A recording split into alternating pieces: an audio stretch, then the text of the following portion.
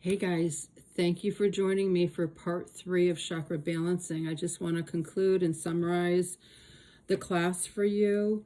So part 1 is the self-care, okay?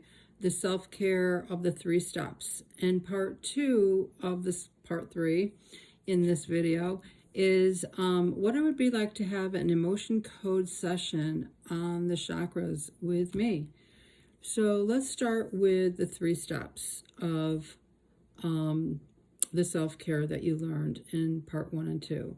So right hand over left over each chakra. I start with the heart chakra because that's where my communication is with God.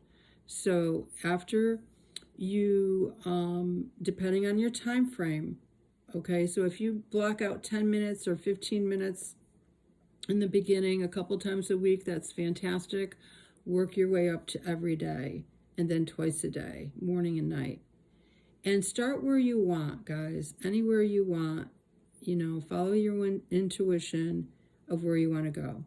The goal is 2 things. You want to feel warmth where your hands are, and you want to feel right after that pushing away, that irritation, because the chakra is now spinning, the energy field is now spinning and releasing, okay? If you do not feel that over a course of a couple of weeks into a month, give me a buzz, give a comment, or email me at kathy.wellnessandmore@gmail.com, and we'll set up a time to do a session. So going over each chakra one at a time, and it could take a couple weeks before you start feeling that warmth and that pushing away. Okay, second step, 2 at a time. Wherever you land, just start doing 2 at a time and hold it there for, again, your time frame that you have.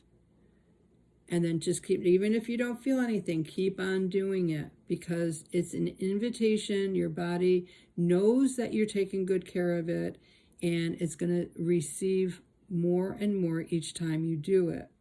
And it will become better. Your body will take note of that and start to relax more. Make sure you do your breathing, okay?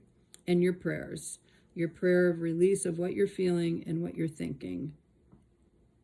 And release it out, and think about what would be the opposite for receiving that message. Okay, what message do you need to hear to replace I'm feeling sad? Well, why are you feeling sad? And try to identify it, let it go as much as you can, and then receive what you need. Okay, the third step is your top and bottom together. Okay, stay there as long as you can. So yeah, I hope that helps. I hope that you are excited to start and to see results, and comment below and let me know how you're doing on that, or email me. Okay, so this is exciting, guys. In part 2 of Wellness and More Explaining, I explained kinesiology and how that works. I'm not going to get into it here, but when I work with somebody, I have all my guidelines in front of me of questions to ask of how to hone down the root of a matter. And when we're dealing with the energy fields, I would ask certain questions, okay? And I would use kinesiology to do that. I am getting myself out of the way, tapping into your computer system, which is your energy field. That's what I call it. Because it knows everything about you, your own field. And with your permission, whether we're over the phone or in person, or even if I stand in proxy for you in my office, it works the same way. You get the same results. That's what's so beautiful. And people are busy. You know, so I have clients that I proxy for, and I send them a report of everything that I found. And it's done through prayer. I ask the Lord to be present, to guide and give me wisdom and direction. and then bring his angels in and bring his healing hand in. As we clear out a field or we clear out an area, we want to have the Lord come in and wash it and cleanse it and heal it. And remember that cup. Sometimes when you're emptying that cup is cracked, and that needs to be healed before we put anything else in there. Okay, this is really good process of what the Lord showed me, of how it works. So that's the prayer that I do, and I wait on the Lord. I wait on him for the next step. And sometimes I don't ask to fill that space yet because it's not really healed up yet. But I do ask for the angels, and I do ask for the healing so that you can feel that peace. Okay? So when it's time to fill up that space, the Lord does that. You know, we can fill it. We try, as you know, we try to fill it with different things in life, and it just doesn't work. We're not made and contained and created to live without him. And he designed for us to be one in John 17. I pray that they be one as you and I are one, oh God, when Jesus was here. So when I assess an area, let's say how many chakras are shut down would be a question. Okay, is it 1 to 9? How many are closed? Then I start at the bottom, which one is closed? And then when it's closed, I ask, is it on an inward level or an outward level? Because remember, they spin.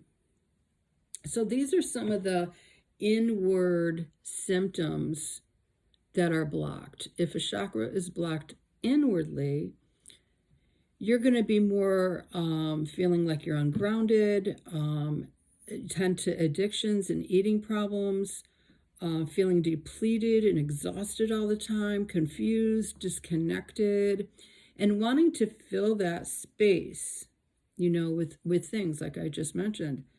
Some of the symptoms of outward blocks is feeling repressed, your creativity is blocked, a lot of anger, just detachment, feeling stuck from moving forward.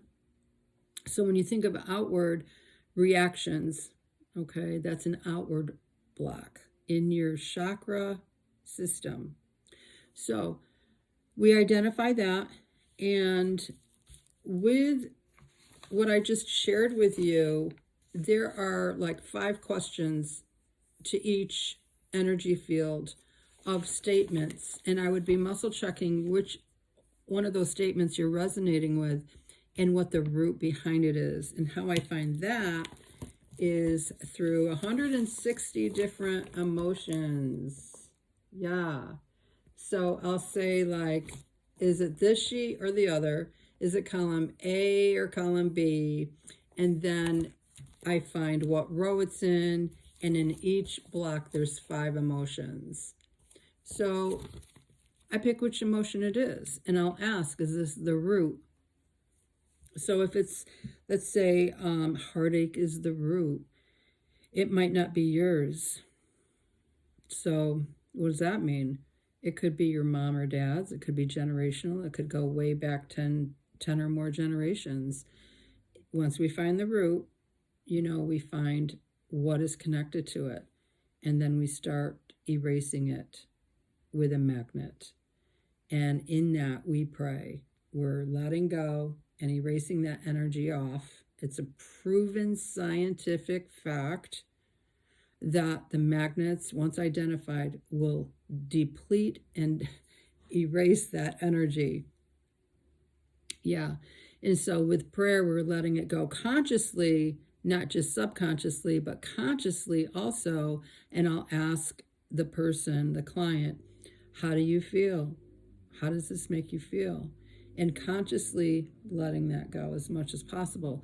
Another good question, is there any blocks or hindrances to letting that go?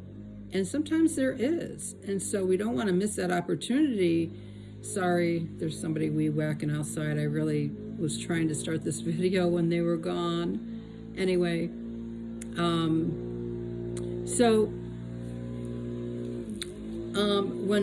when that is asked, And I try to work as thorough as I can. We know that has been cleared. There's nothing around it, nothing hidden, contributing, deeper level, walls, or blocks.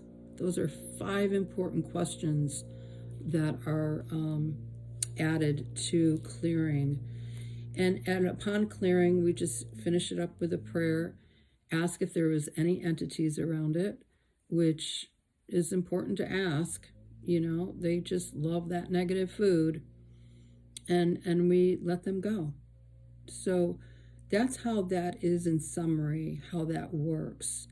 So it's pretty exciting, and that's another deeper level of getting that chakra cleared out. But I really, with everything that I do in my office for my clients, I try to empower them and leave them with something they can do at home to empower them. So I hope that is helpful. Again, email me or comment below, kathy.wellnessandmore@gmail.com. God bless you guys, and thanks for joining me. Like and subscribe and comment if you'd like. All right, have a great day. Take care. Bye-bye.